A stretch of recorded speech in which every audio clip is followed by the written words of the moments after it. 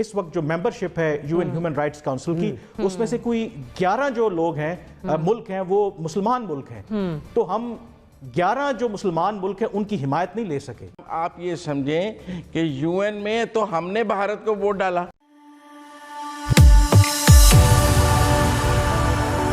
जय हिंद दोस्तों, मोदी देश में आपका स्वागत है। आज पाक मीडिया कश्मीर पर ओआईसी ने जो रेजोल्यूशन पास किया है उसके बारे में बात कर रहा है। और जब पाक मीडिया को पता चला कि ये रेजोल्यूशन बेकार है और इसका कश्मीर पर कोई असर नहीं होगा तो पाक मीडिया बहुत ही दुखी हो गया। पाक मीडिया कह रहा है कि अमेरिका में जो बाइडेन जो आ रहे हैं वो भी अपने साथ 11 भारतीय अमेरिकी को लेके आ रहे हैं। तो अमेरिका की तरफ से भी पाकिस्तान को कश्मीर पर कोई समर्थन नहीं मिलेगा। और यूएन में जो 11 मुस्लिम देश है वो सब भी भारत को ही सपोर्ट करते हैं कश्मीर पर। तो यूएन से भी पाकिस्तान को कोई मदद नहीं मिलेगी। तो इसके बाद पाक मीडिया बहुत ही ज़्यादा रो रहा है कश्मीर पर। तो दोस्तों ये वीडियो बहुत ही ज़्यादा मज़ेदार है, तो इसे आप पूरा ज़रूर देखिएगा।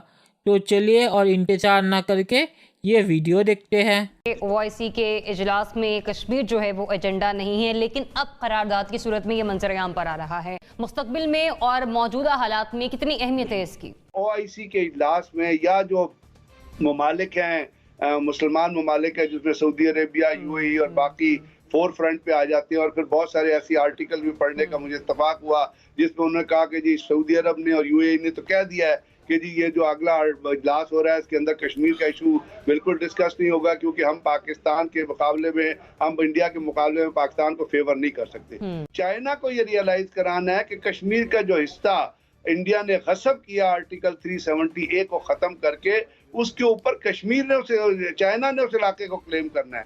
बाकी प्रैक्टिकली तो यूएन ने कुछ करना है। यूएन तो वैसे भी आपको पता है यूनाइटेड नेशन ऑर्गेनाइजेशन के बजाय वो यूनाइटेड नेशन कॉर्पोरेशन बन चुकी है, which is run by the American. अब जो बाइडेन आएंगे 11 तो उन्होंने भारतीय निजात अपने एडवाइजर ले लिए हैं। तो आगे देखिए डेवलपमेंट किस तरह होती है, उसके लिए you will have to wait and see the American response when the new government comes इन।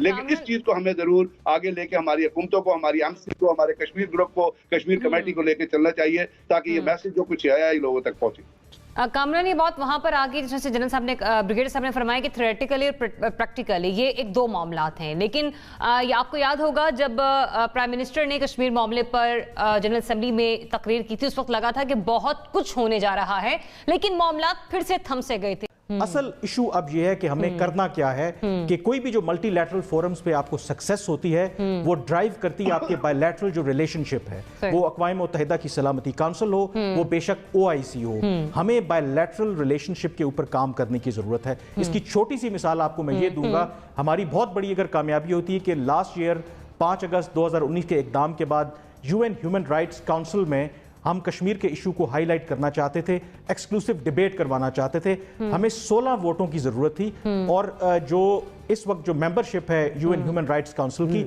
उसमें से कोई 11 जो लोग हैं मुल्क हैं वो मुसलमान मुल्क हैं। तो हम 11 जो मुसलमान मुल्क हैं उनकी हिमायत नहीं ले सके।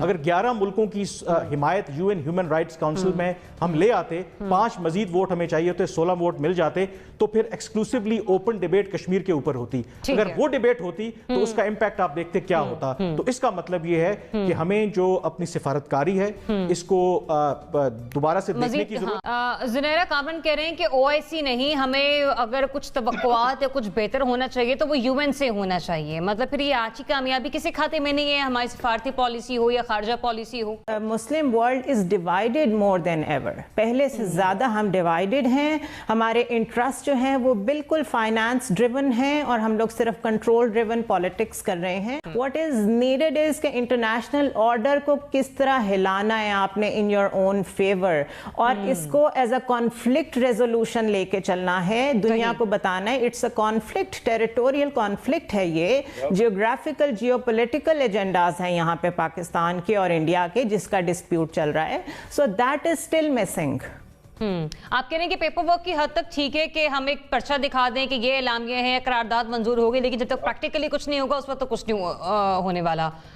मुजम्मिल सरवर्दी साहब, अब जहां आपने यूएन की बात की है जी, हमने प्राइम मिनिस्टर की यूएन की तकरीर को बहुत ब्रांड किया है, लेकिन हम आप ये समझें कि यूएन में तो हमने भारत को वोट डाला, मतलब हम यूएन में कहाँ खड़े हैं, हमने खुद ही भारत को वोट डाला यूएन के अंदर। क्या हमें डालना चाहिए था? अगर हमारा उससे टेरिटोरियल डिस्प्यूट है, कश्मीर है, तो हम उनको सिक्योरिटी काउंसिल के लिए और उसके लिए वोट डाल सकते थे।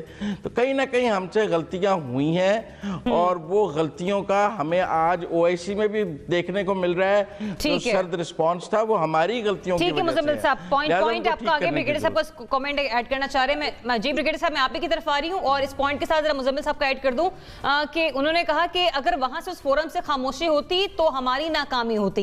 अब जब किसी ने आवाज उठाई ली है तब भी हम उसे कामयाबी नहीं गिरदान रहे। मुख्तसर सा कमेंट कर दीजिए आप ताकि मैं अगले सवाल पर बढ़ सकूं।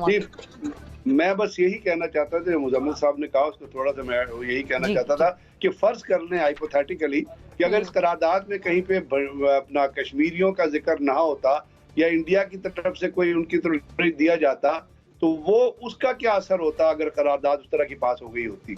एक चीज, दूसरी चीज ये कि इस करारदाद में डिफरेंस ये है कि इसमें दो जगह पे, एक ये है कि वो कहते हैं कि जी हम इस्लामिक ओआईसी के एक कॉन्टैक्ट ग्रुप को आप श्रीनगर से आगे जाने की इजाजत दें, और दूसरी एक कमेटी फॉर्म हुई है जो इन्वेस्टिगेट करेगी।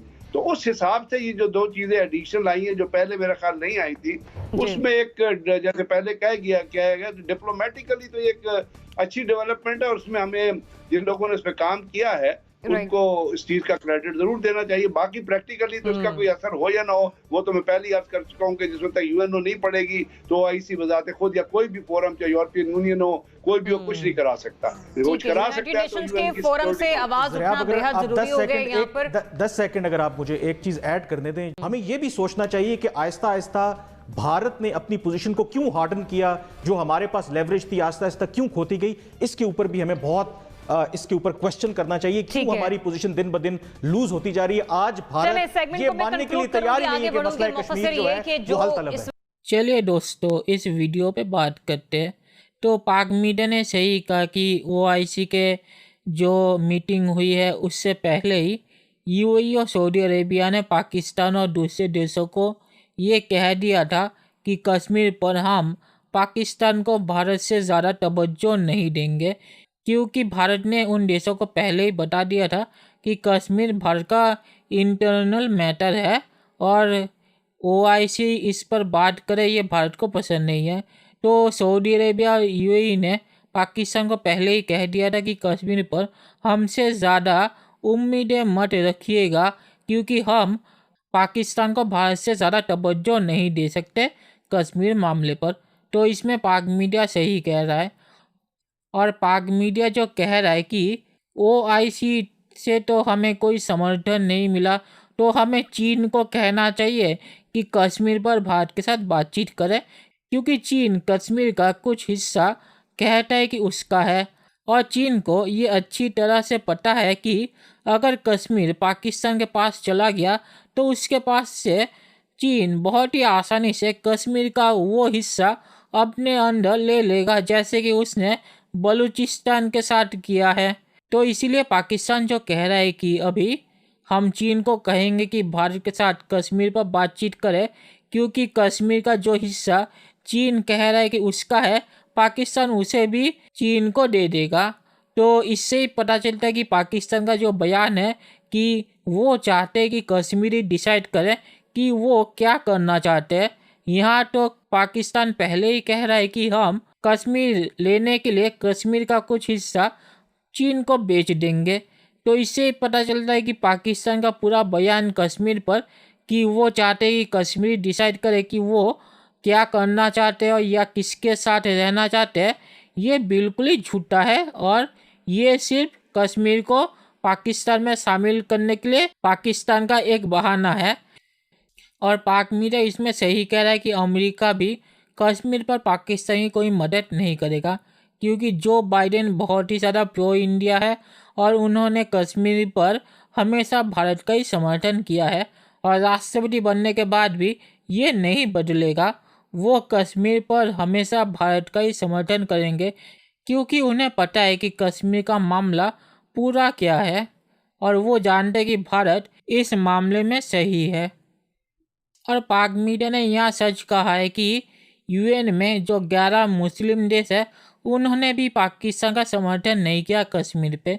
तो इससे पता चलता है कि पूरी दुनिया में कश्मीर मामले में कौन सही है और कौन गलत, क्योंकि भारत अगर गलत होता तो कम से कम यूएन में जो 11 मुस्लिम देश है उनमें से कोई एक तो पाकिस्तान के साथ खड़ा होता, पर उन सब ने भारत का समर्थन किया था। तो पाकिस्तान को ये देख के समझ जाना चाहिए कि कश्मीर पर वो कुछ नहीं कर सकते, क्योंकि कश्मीर पर उनके जो दोस्त मुल्क है वो भी उनके साथ नहीं है। और पाक मीडिया जो कह रहा है कि कश्मीर पर कोई भी हमारा समर्थन इसीलिए नहीं करता क्योंकि सब देशों के इकोनॉमिक रिश्ते हैं भारत के साथ, और इसीलिए वो कश्मीर पर हमारा समर्थन नहीं करते। तो चीन के साथ पाकिस्तान का भी तो यही है। चीन मुस्लिमों के साथ क्या कर रहा है ये मुझे आपको बताने की ज़रूरत नहीं है, उस पर पाकिस्तान कुछ नहीं कहता, क्योंकि चीन के साथ पाकिस्तान के इकोनॉमिक रिश्ते हैं। तो पाकिस्तान का घुमा के ये कहना कि अरब देशों का भारत के साथ इकोनॉमिक रिश्ते हैं और इसीलिए वो कुछ नहीं कहते, ये पाकिस्तान का दोगलापन दिखाता है। क्योंकि पाकिस्तान को जब चीन पर यही चीज़ बोली जाती है तब तो पाकिस्तान कुछ नहीं कहता। पाकिस्तान ने तो कभी चीन पर यह नहीं कहा कि वो उनके देश में मुस्लिमों के साथ क्या कर रहे हैं, और फिर घुमा के अरब देशों के बारे में यही चीज़ कहना। और जब ये सच भी नहीं है, कश्मीर पर वो बातचीत इसीलिए नहीं करते क्योंकि कश्मीर भारत का इंटरनल मैटर है, और सिर्फ इकोनॉमिक रिश्ते होने से कोई फ़र्क नहीं पड़ता, क्योंकि पूरी दुनिया अभी चीन के खिलाफ हो गई है और चीन के साथ तो उनके भी इकोनॉमिक रिश्ते हैं। तो इकोनॉमिक रिश्ते के बावजूद भी तो वो चीन के खिलाफ बोल रहे हैं। तो ये कहना कि सिर्फ इकोनॉमिक रिश्ते की वजह से अरब देश कश्मीर पर नहीं बोलते, ये पूरा गलत होगा। और पाक मीडिया ने सही कहा कि यूएन में पाकिस्तान ने भी भारत के लिए ही वोट किया था। तो इमरान जो पाकिस्तान के अंदर कहता रहता है कि मैं बहुत ही ज़्यादा एंटी इंडिया हूँ और मैंने भारत के साथ बहुत ही सख्त रवैया रखा है, और फिर यूएन में जाके भारत के समर्थन में वो वोट दे देते हैं। तो इससे पता चलता है कि इमरान का पाकिस्तान के अंदर ये सब पूरा नाटक है, और इमरान भी जानता है कि यूएन में वो भारत के खिलाफ वोट नहीं दे सकते, और इसीलिए उन्होंने भारत के साथ वोट दिया है। तो इससे ही इमरान खान की सच्चाई साबित होती है। तो आखिर में मैं सिर्फ ये कहूँगा कि ओआईसी ने जो रेजोल्यूशन पास किया है वो सिर्फ पाकिस्तान को खुश करने के लिए किया है, और पीछे पीछे ओआईसी के जो 2 अहम मेंबर है यूएई और सऊदी अरेबिया, उन्होंने भी पाकिस्तान को कह दिया है कि हम पाकिस्तान को भारत से ज़्यादा तवज्जो नहीं दे सकते कश्मीर पर। तो इससे पता चलता है कि ओआईसी के कश्मीर रेजोल्यूशन का महत्व कितना है। तो चलिए देखते हैं कि फ्यूचर में क्या होता है। दोस्तों, ये वीडियो देखने के लिए बहुत बहुत शुक्रिया, और हमारे चैनल को सब्सक्राइब करना मत भूलिएगा। Thank you very much.